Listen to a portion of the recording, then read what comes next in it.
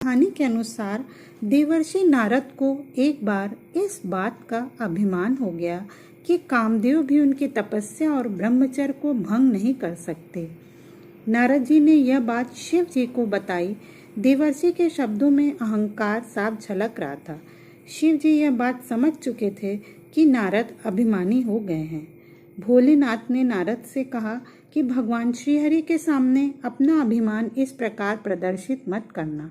इसके बाद नारद भगवान विष्णु के पास गए और शिव जी के समझाने के बाद भी उन्होंने श्री हरि को पूरा प्रसंग सुना दिया। नारद भगवान विष्णु के सामने भी अपना अभिमान दिखा रहे थे।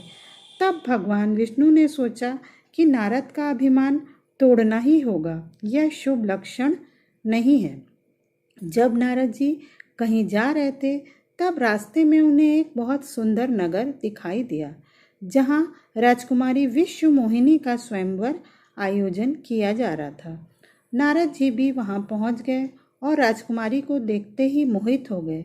यह सब भगवान श्री हरि की ही माया थी। राजकुमारी का रूप और सौंदर्य नारद जी के तप को भंग कर चुका था।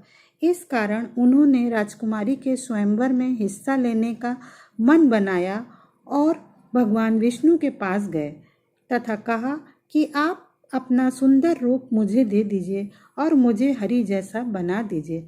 हरि का दूसरा अर्थ वानर भी होता है। नारद जी ये बात नहीं जानते थे।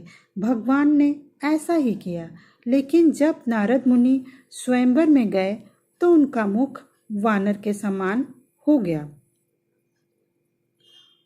उस स्वयंवर में बहुत सारे राजा लोग आए थे जो उन्हें देखकर हंसने लगे।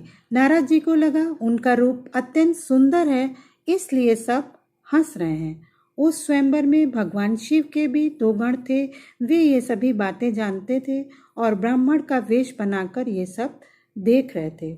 जब राजकुमारी स्वयंवर में आई तो वानर के मुख वाले नारद जी को देखकर राजकुमारी और उसकी सखियां बहुत ही हंसी और नारद जी के बार बार अपना मुख आगे करने पर वे क्रोधित भी हो गईं। उसी समय भगवान विष्णु एक राजा के रूप में उस सभा में आए। उनका सुंदर रूप देखकर राजकुमारी ने उन्हें अपने पति के रूप में चुन लिया। यह देखकर शिवगण नारद जी का हंसी उड़ाने लगे और कहा कि पहले अपना मुख दर्पण में देखिए। जब नारद जी ने सरोवर में जाकर अपना चेहरा देखा तो अपना चेहरा वानर के समान देखकर उन्हें बहुत गुस्सा आया।